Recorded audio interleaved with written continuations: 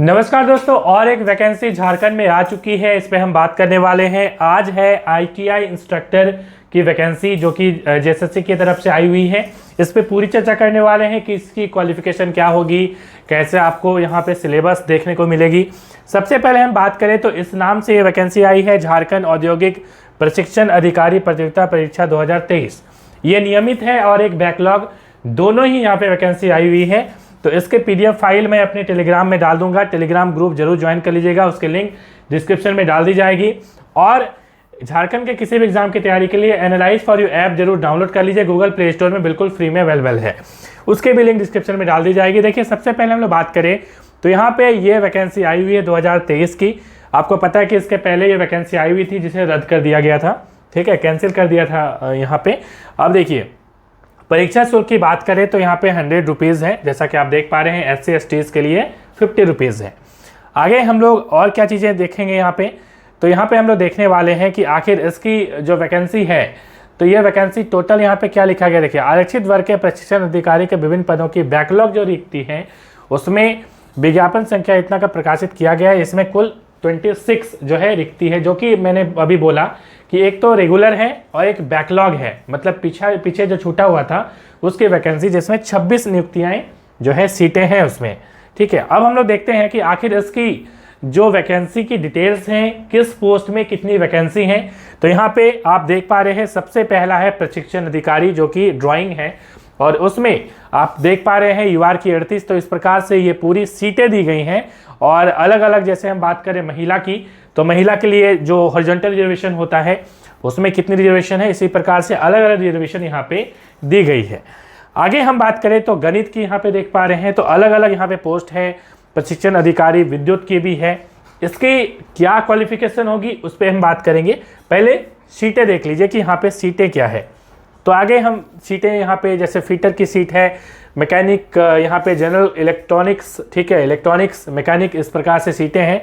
उसके बाद वेल्डर की यहाँ पे सीटें आपको देखने को मिलेंगी। उसके बाद जो अगला पद है यहाँ पे आप देख पा रहे हैं, प्रशिक्षण अधिकारी मैकेनिक डीजल की, और इस प्रकार से यहाँ पे सीटें हैं। सर्वेयर की हैं, मैकेनिक यहाँ पे ट्रैक्टर की है, प्लम्बर की है। इस प्रकार से काफ़ी सारी यहाँ पे पोस्ट आपको देखने को मिलेंगी। तो आगे मशीनिस्ट की पोस्ट है, उसके बाद वायरमैन की है। तो आपको जो भी यहाँ पे सुटेबल लगेगा वो फॉर्म आप भर सकते हो। तो मैं आगे आपकी इसकी क्या क्वालिफिकेशन होगी उसकी मैं दिखा दूंगा, तो आपको चीज़ें क्लियर होंगी। अब यहाँ पे जैसे प्रशिक्षण अधिकारी इंफॉर्मेशन टेक्नोलॉजी है, ठीक है, ड्राफ्टमैन मैकेनिकल है, टेलरिंग है, इस प्रकार से कॉस्मेटोलॉजी है। तो अलग अलग यहाँ पे आप देख पा रहे हैं। चलिए हम आगे पेज पे चलेंगे। 26, 27, 28, 29, उसके बाद यहाँ पे आप देख पा रहे हैं 30, 31, ठीक है। तो बहुत सारी पोस्ट यहाँ पे देखने को मिलेंगी। चलिए 30, यहाँ पे आप 36 पर हम लोग पहुँच चुके हैं, 37 पहुँच चुके हैं। तो 37 यहाँ पे आप देख पा रहे हैं पूरी यहाँ पे पोस्ट। अब देखिए, यहाँ पे हम लोग बात करें तो और आगे क्या चीज़ें हैं। तो परीक्षा यहाँ पे साफ साफ लिखा गया है कि परीक्षा जब आप लास्ट जो एग्ज़ाम, जो लास्ट जो फॉर्म डेट होता है, जब आप फॉर्म अप्लाई करते हैं तो उसकी जो लास्ट तिथि होती है उस दिन तक आपको जो है ये सारी क्वालिफिकेशन आप में मौजूद होनी चाहिए, ठीक है। यही फॉर्म भरने की हर जगह होती है नियम, और यहाँ पे भी वही नियम आपको देखने को मिलेगा। अब हम लोग बात कर लेते हैं कि आखिर इसके लिए क्वालिफिकेशन क्या होने वाली है। जैसे हम लोग बात करें, सबसे पहले प्रशिक्षण अधिकारी ड्राइंग, ठीक है। तो यहाँ पे देखिए, यहाँ पे 2 क्वालिफिकेशन प्रत्येक चीज़ में दी गई है। पहली क्वालिफिकेशन यहाँ पे दिया गया है 1 नंबर, और इसमें और करके लगाया गया है, मतलब या तो ये हो जाए, या तो आप में ये क्वालिफिकेशन है, या तो आप में ये क्वालिफिकेशन है। बट प्रत्येक में आपको यहाँ पे मैंडेटरी योग्यता दी गई है, मैंडेटरी क्वालिफिकेशन दी गई है, जो कि अनिवार्य रूप से आवश्यक है। वो है यहाँ पे relevant regular RPL variant of national craft instructor, ठीक है, सर्टिफिकेट, NCIC सर्टिफिकेट जरूर होनी चाहिए। तो ये एक अनिवार्य योग्यता सब में, जितनी भी पोस्ट आपको यहाँ पे देखने को मिलेगी, तो इस प्रकार के यहाँ पे आपको देखने को मिलती है। यहाँ पे भी और हालांकि लगाया गया है कि NCIC इन RODA ड्राफ्टमैन, ठीक है।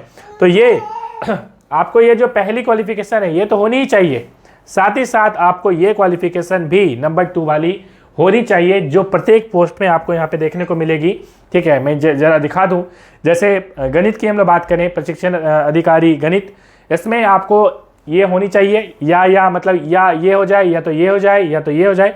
बट साथ में आपको फिर से ये अनिवार्य योग्यता दी गई है। तो इसकी PDF फाइल में आप आराम से पढ़ सकते हैं ये सारी योग्यताएं क्या हैं। और चलिए हम लोग आगे डिस्कस करते हैं कि आखिर इसमें जो इम्पॉर्टेंट चीज़ है कि आखिर फॉर्म भरने की तिथि क्या है, जैसा कि आप यहाँ पे देख पा रहे हैं। और यहाँ पे 34 पेज में जब आएंगे तो यहाँ पे साफ साफ संशोधन की तिथि ली गई है कि कब संशोधन होगा। और यहाँ पे परीक्षा की तिथि यहाँ पे देखिए, यहाँ पे विभिन्न जो आवेदन प्रक्रिया की तिथि है 23 जून से स्टार्ट होगा और यहाँ पे 11 बजे से लेकर 22 जुलाई तक आप फॉर्म भर सकते हैं, रजिस्ट्रेशन कर सकते हैं। ठीक है, तो ये इंपॉर्टेंट चीज़ है। परीक्षा शुल्क आप भुगतान करिएगा। उसके बाद हम लोग परीक्षा के स्वरूप की बात करेंगे। 3 पेपर होने वाले हैं और 3 पेपर में 2 पेपर क्वालिफाइंग होगा, 30% आपको लाना है, उसकी मेरिट में ऐड नहीं होगी मार्क्स। और जो तीसरा पेपर है वो है आपकी सब्जेक्ट और उसकी मार्क्स यहाँ पे ऐड होने वाली है। तो जैसा कि आप यहाँ पे देख पा रहे हैं CBT मोड में कंप्यूटर बेस्ड टेस्ट होने वाला है। ठीक है, OMR सीट पे नहीं होने वाली, फिलहाल तो यही है। और यहाँ पे नॉर्मलाइजेशन भी होगा, मतलब अलग अलग डेट्स में भी एग्जाम हो सकती है। ठीक है, और देखिए यहाँ पे जैसा कि आप देख पा रहे हैं यहाँ पे MCQ बेस्ड की एग्जाम होगी और परीक्षा का जो माध्यम होगा वो हिंदी इंग्लिश दोनों में होगा, मतलब जो आपकी पेपर होगी हिंदी और इंग्लिश दोनों में रहेगी। और यहाँ पे नेगेटिव मार्किंग भी आपको देखने को मिलेगी। एक सही उत्तर करिएगा तो 3 मार्क्स और यदि आप गलत करते हैं तो 1/3 मतलब 3/1 काट देंगे तो 1 मार्क्स आपका कट जाएगा। मतलब सही मार्क्स करेंगे तो सही, आप यदि आंसर करते हैं तो 3 मार्क्स दिया जाएगा, यदि आप एक गलत करते हैं तो 1 मार्क्स आपसे काट लिए जाएंगे। ठीक है, अब पेपर 1 की हम लोग बात करेंगे। जैसा कि मैंने बोला कि 3 पेपर हैं। पेपर 1 में आप यहाँ पे देख पा रहेंगे हिंदी इंग्लिश 25-25 प्रश्न रहेंगे। ठीक है, किससे करेंगे तो हिंदी आप ल्यूसेंट की बुक आती है, ल्यूसेंट हिंदी, आप अमेजोन वगैरह से आप बाई कर सकते हैं। अंग्रेजी जो है आप कोई भी आप अंग्रेजी की जो भी बुक आप फॉलो करते हैं, ग्रामर अच्छे से कर लीजिए, वो हो जाएगा क्योंकि ये क्वालिफाइंग नेचर है, इसमें आपको ऐड नहीं होने वाली बात, तो आराम से आप कर लेंगे। उसके बाद आता है सामान्य ज्ञान। ठीक है, जिसकी पूरी टेस्ट सीरीज आपको मिल जाएगी एनालाइज फॉर यू ऐप पे, आप जरूर डाउनलोड कर लीजिएगा। ठीक है, जैसे झारखंड स्पेशल की एक मेरी अलग से जो है मैंने टेस्ट सीरीज लॉन्च की हुई है जिसमें आपको अराउंड 50 टेस्ट मिलने वाले हैं, उसकी लिंक डिस्क्रिप्शन में डाल दूंगा, आप जाके देख सकते हो। ठीक है, तो ये काफ़ी इंपॉर्टेंट है। इससे 30 सवाल आएंगे। उसके बाद सामान्य विज्ञान से 10 प्रश्न आएंगे। NCERT फॉलो करिए। विज्ञान के लिए सामान्य गणित है, कोई भी आप फॉलो करते हैं आप फॉलो कर सकते हैं। मानसिक क्षमता जांच है। ठीक है, रीजनिंग है 10 प्रश्न और कंप्यूटर जो है वो 10 प्रश्न। इसमें आप कोई भी बुक चाहे वो लेसन का हो चाहे क्राउन का हो आप यूज़ कर सकते हैं। ठीक है, तो ये क्वालिफाइंग नेचर होगा जैसा कि मैंने बोला। ठीक है, उसके बाद हम लोग बात करेंगे पेपर 2 की, जो कि आपकी रीजनल लैंग्वेज होगी। तो इनमें से कोई भी एक रीजनल लैंग्वेज आप ले सकते हैं। ठीक है, इसमें 100 प्रश्न पूछे जाएंगे जो कि MCQ बेस्ड होगा। उसके बाद इसमें 30% आप यदि मार्क्स लेके आते हैं तो आप सफल माने जाएंगे, मगर 30% जरूर लाना है आपको।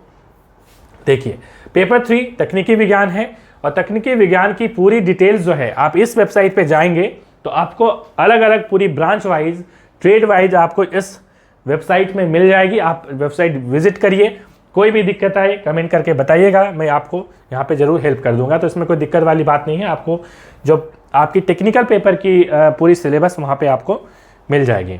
उसके बाद हम बात करें तो पेपर 3 के लिए जो न्यूनतम मार्क्स आपको लेके आना है, तो ये न्यूनतम मार्क्स है, इतना आपको लाना है और उससे ज़्यादा ले आएंगे तो आपकी मेरिट बनेगी, क्योंकि इसी पेपर से पेपर 3 से मेरिट बनने वाली है। तो ये न्यूनतम तो खैर ऐसा ही है कि इतना तो कम से कम लाना है। ठीक है, तो आप ये चीज़ें समझ गए होंगे।